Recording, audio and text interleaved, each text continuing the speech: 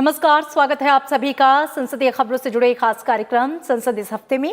मैं हूं आपके साथ अमृता चौरसिया। संसद इस हफ्ते में आज बात करेंगे संसद के बजट सत्र के दूसरे हिस्से की। 8 मार्च को शुरू हुए संसद के बजट सत्र के दूसरे हिस्से के पहले दिन राज्यसभा के 3 नए सदस्यों ने शपथ ली। संसद के बजट सत्र के दूसरे हिस्से में राज्यसभा ने मध्यस्थम और सुलह संशोधन विधेयक 2021 को मंजूरी दी। साथ ही लोकसभा में दिल्ली राष्ट्रीय राजधानी राज्य क्षेत्र विधि विशेष उपबंध दूसरा संशोधन अधिनियम 2021 पारित किया गया।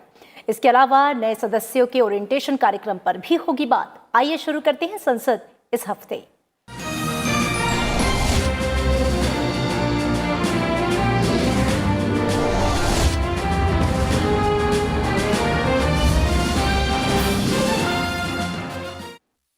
संसद के बजट सत्र के दूसरे हिस्से में राज्यसभा ने मध्यस्थम और सुलह संशोधन विधेयक 2021 को मंजूरी दे दी।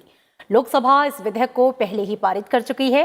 विधेयक में भारत को अंतर्राष्ट्रीय वाणिज्य के मध्यस्थता के केंद्र के रूप में बढ़ावा देने की बात कही गई है। राज्यसभा ने बुधवार को आर्बिट्रेशन और रिकंसिलिएशन संशोधन बिल 2021 यानी कि मध्यस्थम और सुलह संशोधन विधेयक 2021 ध्वनिमत से पारित कर दिया।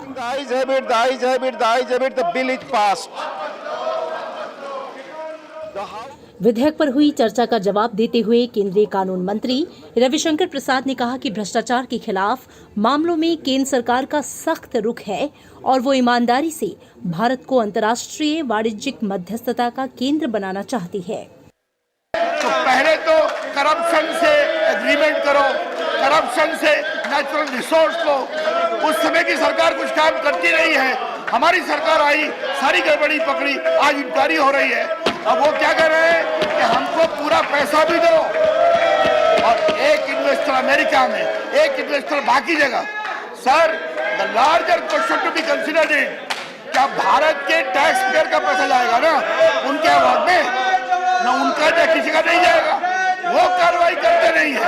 हम कानून से भारत के आर्बिट्रेशन के इकोसिस्टम को मजबूत कर रहे हैं, ईमानदार कर रहे हैं। उनको परेशानी हो रही है और हम चाहते हैं वो परेशान हो, क्योंकि नरेंद्र मोदी की सरकार ईमानदारी से चलेगी।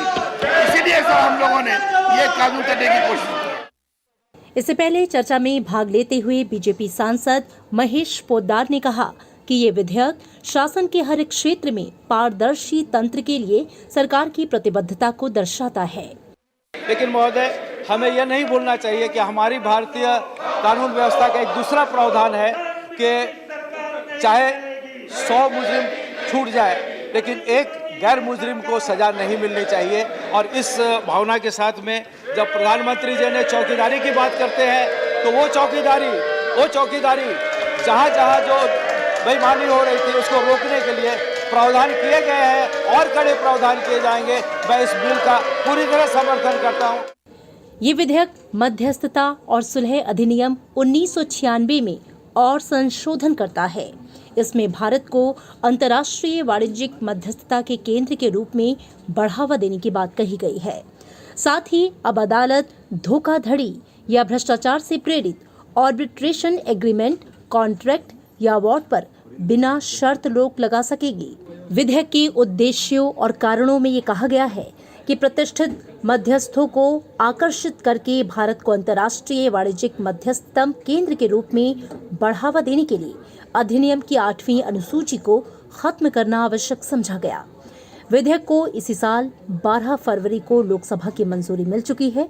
कानून बनने के बाद विधेयक अध्यादेश की जगह लेगा। कृति मिश्रा, संसद टीवी। और इस हफ्ते लोकसभा से राष्ट्रीय राजधानी दिल्ली में अनधिकृत कॉलोनियों को नियमित करने से संबंधित संशोधन विधेयक ध्वनिमत से पारित हो गया।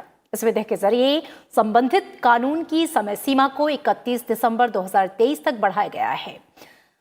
सदन में दिल्ली राष्ट्रीय राजधानी राज्य क्षेत्र विधि विशेष उपबंध दूसरा संशोधन अधिनियम 2021 विधेयक पर चर्चा का जवाब आवास और शहरी मामलों के मंत्री हरदीप सिंह पुरी ने दिया। राज्यसभा से ये विधेयक बजट सत्र के पहले चरण में 9 फरवरी को पारित हुआ था। दिल्ली में करीब 1800 अवैध कॉलोनियों में रह रहे लोगों को इस विधेयक से फायदा होगा। इसके तहत 2011 के कानून में संशोधन किया गया है, जो कि कानून बनने के बाद 30 दिसंबर 2020 को जारी अध्यादेश की जगह लेगा।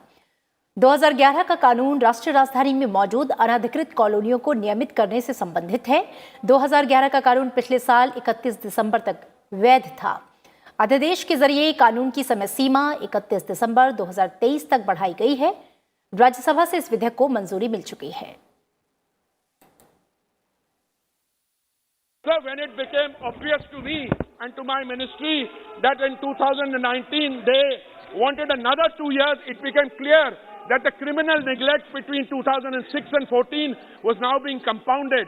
That is when we brought this law in 2017, and we would have completed the work of unauthorized colonies had it not been for the pandemic. So I commend this bill for adoption by this House so that protection from sealing, etc. will be available till 31st December 2023. संसद के budget सत्र का दूसरा हिस्सा 8 मार्च से शुरू हुआ। संसद के बजट सत्र के दूसरे भाग के पहले दिन सोमवार को राज्यसभा के 3 नए सदस्यों ने शपथ ली। भाजपा के दिनेश चंद्र और रामभाई मोकरिया और बिस्वजीत दैमारी को शपथ दिलाई गई। बीजेपी के दिनेश चंद्र, जेमल भाई अनावाडिया और रामभाई हरजी भाई मोकरिया और बिस्वजीत दैमारी को शपथ दिलाई गई। गुजरात से दिनेश चंद्र, जेमल भाई अनावाडिया और रामभाई हरजी भाई मोकरिया चुने गए हैं। कांग्रेस सांसद अहमद पटेल और भाजपा सांसद अभय गणपत राय भारद्वाज के निधन के बाद ये सीटें खाली हुई थीं। बीपीएफ से इस्तीफा देने के बाद बिस्वजीत दैमारी को असम से भाजपा सदस्य के रूप में चुना गया था।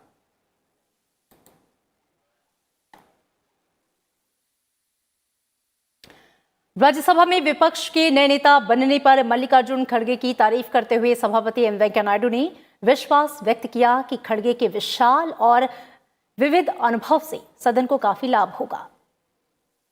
Sri Kharge ji has been a legislator since 1972 and having been elected a record 9 times successively to the Karnataka Legislative Assembly and has been a member of Lok Sabha twice during 2009-19.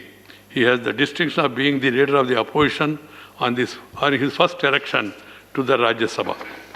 The leader of the opposition has a major role in enabling the smooth functioning of the House as per the rules of procedure and convention of the House. I am confident that this august House will benefit significantly from the rich and diverse experience of Sri Kharge ji, who has witnessed the functioning of the legislature in the state and centre, both from right and left side of the chair. और इसी हफ्ते सभापति M Venkaiah Naidu ने सदन को यह बताया कि संसद के चल रहे बजट सत्र के पहले हिस्से के बाद 3 सप्ताह के अवकाश के दौरान राज्यसभा की 8 विभाग संबंधित संसदीय स्थायी समितियों ने विभिन्न मंत्रालयों के लिए 2021-22 के लिए अनुदान की मांगों की जांच की। उन्होंने सदन को जानकारी दी कि राज्यसभा की 8 समितियों ने 18 मंत्रालयों की अनुदान मांगों की पड़ताल पर पिछले साल की तुलना में इस साल 12% अधिक काम किया। राज्यसभा की 8 समितियों ने 21 बैठकें की हैं। I am happy to inform the House that the committee of Rajya Sabha, 8 committees, spent 12% more time examining the demand for grants for 2021-22 than in the case of last financial year 2020-21. The committees held a total of 21 meetings this year for a total duration of 70 hours, 27 minutes, as against 20 meetings with a total duration of meeting of 63 hours last year. I compliment the chairman and members of the 8 department-related standing committees of Rajya Sabha for their efforts towards improving the functioning of the committees and hope that they will focus on the areas that need betterment. सभापति ने सदन को जानकारी दी कि राज्यसभा की 8 संसदीय समितियों में से 4 समितियों ने एक दिन में 5 घंटे 25 मिनट से 6 घंटे 25 मिनट तक के लिए बैठकें की। I am happy to note that there has been a quorum in all the 21 meetings this year, while there was no quorum in 3 of our 20 meetings held last year. I have been urging the chairman and members of the committees of Rajya Sabha to enable longer duration of the meetings given the time, energy and costs involved in holding the meetings. In this regard, I am happy to inform that of the 21 meetings, only 3 were held for a duration of less than 2 hours each. It is significant to note that 4 of the 8 committees met for much longer duration a day, indicating the scope for making the most out of each meeting. The Committee on Education, Women, Children, Youth and Sports met for the longest of 6 hours 25 minutes in a day. सभापति ने संसदीय समितियों की बैठकों में BJP और कांग्रेस के अलावा दूसरे दलों के सदस्यों की कम उपस्थिति के बारे में ध्यान दिया। Low attendance of members from parties other than BJP and the Congress in the meetings of the committee remains a major concern. Overall attendance of members from such parties and groups this year declined to 27.60% from 40.5% from last year. This needs to be addressed too by the concerned parties. 8 मार्च को अंतर्राष्ट्रीय महिला दिवस के मौके पर राज्यसभा के सभापति M Venkaiah Naidu ने महिलाओं के सामाजिक, आर्थिक, सांस्कृतिक और राजनीतिक योगदान और उपलब्धियों की सराहना की। उन्होंने कहा कि हमें एक ऐसा माहौल सुनिश्चित करने की जरूरत है जिसमें महिलाएं अपनी पूरी क्षमता के साथ खुद को व्यक्त कर सकें। We need to strive for realization of the values and principles enshrined in our Constitution, which provides for equality of status and opportunity and enjoins upon every citizen to renounce practices derogatory to the dignity of women. Our nation as a whole cannot progress and rise to full potential if one half of it is restricted in making new contributions. So let us resolve on this occasion to remove all barriers, psychological, socio-cultural, economic and political, that deny women their due. We need to ensure an environment that allows women express them to their full potential in the form of both words and deeds. On behalf of all members and on my own behalf, I place on record the appreciation of the services rendered by the women members of this House and also the women citizens of the country for the development and prosperity of the nation, and I wish more strength and power to them in the future also. सभापति M Venkaiah Naidu की अनुमति से सदन में महिला सांसदों ने भी अंतर्राष्ट्रीय महिला दिवस के मौके पर अपने अपने विचार रखे। इस मौके पर महिला सदस्यों ने विधायिका में महिलाओं का प्रतिनिधित्व बढ़ाए जाने की जरूरत बताई। आज महिलाएं सभी जगह सशक्त हैं। मैं चाहती हूं सदन के माध्यम से आज विशेष दिवस के उपलक्ष्य में कि विधानसभा और लोकसभा और राज्यसभा में भी महिलाओं को आरक्षण मिले। देश के प्रधानमंत्री जी ने शुरुआत की बेटी बचाओ बेटी पढ़ाओ। बेटी को बचाइए भी, बेटी को पढ़ाइए भी। और जब ये शुरुआत हुई, आज वो अनुपात आप देखिए, ये अनुपात आज सुधरा है। ये जो सारे क्षेत्रों में बराबरी की बात हो रही है, जहां पॉलिसी नीतियां गढ़ी जाती हैं, वहां पर अभी तक हम लोग इस कंक्लूजन पे नहीं पहुंचे हैं कि कितना प्रतिशत स्त्रियों का होना चाहिए। सर, ये कौन अधिकार देता है, ये मैं पूछना चाहती हूं। तो आधे से अधिक हूं, पर अधिकार से अभी तक वंचित हूं। इस पे विचार किया जाए। हमने 24 साल पहले ये शुरुआत की थी पार्लियामेंट से कि हम 33% रिजर्वेशन लाएंगे महिलाओं के लिए। मैं मानती हूँ 24 साल के बाद हमें ये जो आंकड़ा है 50% कर देना चाहिए। जब हम 50% आबादी हैं तो 50% हमारा रिप्रेजेंटेशन क्यों ना हो, पार्लियामेंट में हो या असेंबली में क्यों ना हो। Many audits have shown that not more than 6% of women have got a role of leadership. So we must think about it, and we can make a beginning, sir, by bringing the legislation on the 33% reservation for women in Lok Sabha and Rajya Sabha. Sir, a question was asked in this honorable house, how many women sarpanches have been there in the last 30 years after the 73rd and the 74th amendment? And so the answer given by the minister was more than 1 lakh sarpanches, women sarpanches have come in this country. This would not have been possible unless there's a vision. अंतर्राष्ट्रीय महिला दिवस के अवसर पर 8 मार्च को संसद भवन परिसर में महिला सांसदों और महिला पत्रकारों का अभिनंदन किया गया। लोकसभा स्पीकर ओम बिरला ने कार्यक्रम को संबोधित करते हुए कहा कि विभिन्न क्षेत्र में काम कर रही महिलाओं का जो लक्ष्य है वो एक है कि किस तरह से हम अपने कार्य से समाज की सेवा कर सकते हैं और देश का विकास कर सकते हैं। महिला सांसद हो, पत्रकार हो, दोनों का कर्म क्षेत्र अलग अलग हो सकता है, लेकिन लक्ष्य एक है। लक्ष्य यह है कि किस तरीके से हम अपने कार्यों से समाज की सेवा कर सकते हैं कि हमारा देश, हमारा राष्ट्र वैभव पर पहुंचे और समाज के अंतिम व्यक्ति का कल्याण कर उसको समाज की मुख्य धारा में कैसे ला सकते हैं। केंद्रीय वित्त मंत्री निर्मला सीतारमण ने कहा कि महिलाओं को सशक्त बनाने के लिए कानून बनाने के साथ ही उन्हें उचित अवसर मुहैया कराना होगा। Empowering a woman is not to patronize her, but to give her that opportunity which is deserving for her. And that principle is applied practice. All of us can see it, we recognize it, and I particularly thank Honorable Speaker for it. केंद्रीय मंत्री स्मृति ईरानी ने कहा कि प्रधानमंत्री नरेंद्र मोदी ने आज महिला विकास की परिभाषा बदल दी है और अब महिलाओं के नेतृत्व में विकास की बात की जा रही है। Under the leadership of the Honorable Prime Minister, who has shifted the narrative from women's development to women-led development.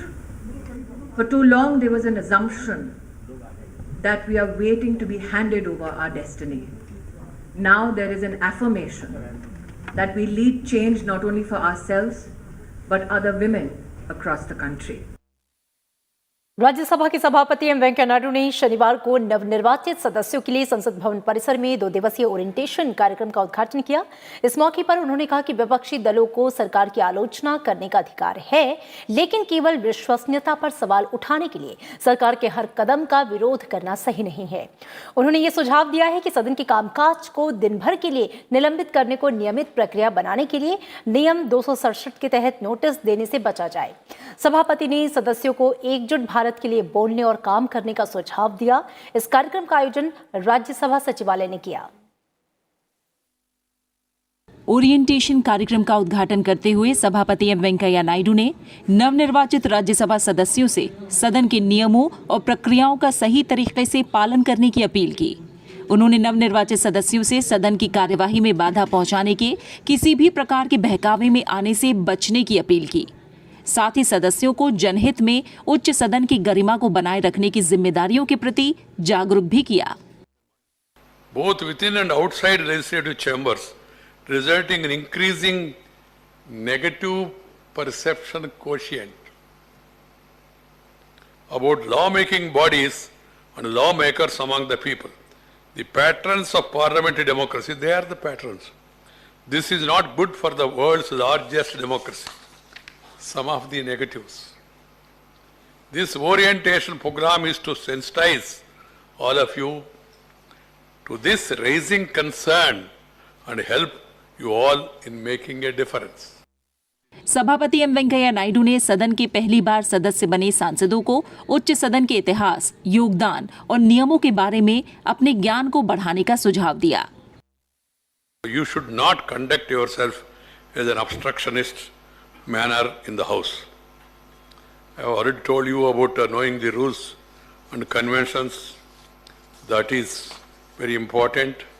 And then have healthy respect for rules and conventions of the House.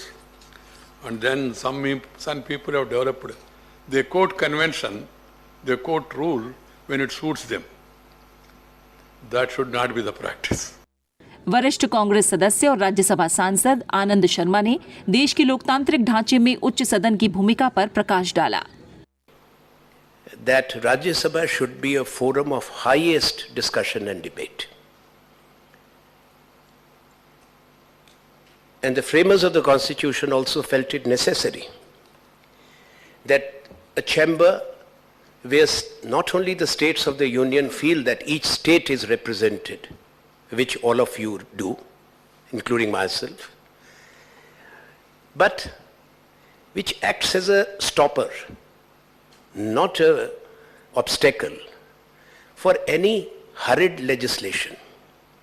Rajya Sabha के महासचिव देश दीपक वर्मा ने कार्यक्रम में हिस्सा ले रहे सदस्यों को ओरिएंटेशन कार्यक्रम में शामिल सत्रों के बारे में जानकारी दी।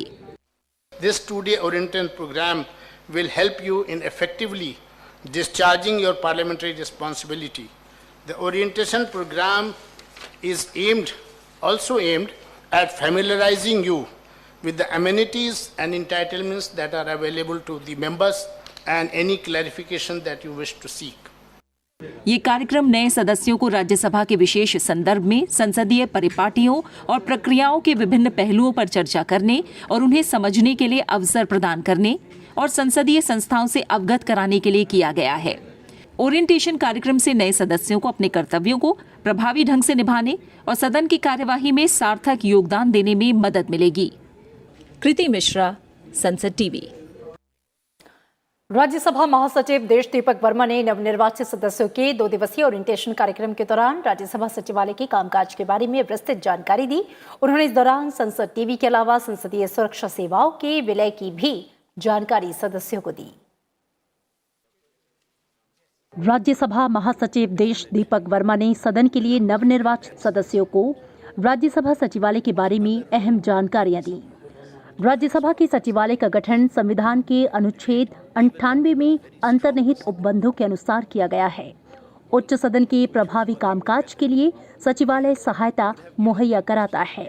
Support for conduct of business in the Rajya Sabha and support services to the members of the Rajya Sabha for discharge of their functions. So this is the broad outline of what Rajya Sabha Secretariat is mandated to do. We have the simultaneous interpretation in all the 22 languages. In fact, we had some languages in which the interpretation facility was not available, and I must again share it with you. This is our new initiative, that for the first time, for the interpretation services in such languages in which the interpretation was not available and we were not getting people there, so we did a new experiment. We involved the civil society. We have the editorial and translation service, because whatever you speak, there is an uncorrected version, then an official debate is made out of that, and then we also prepare a synopsis. So all that work is done by them.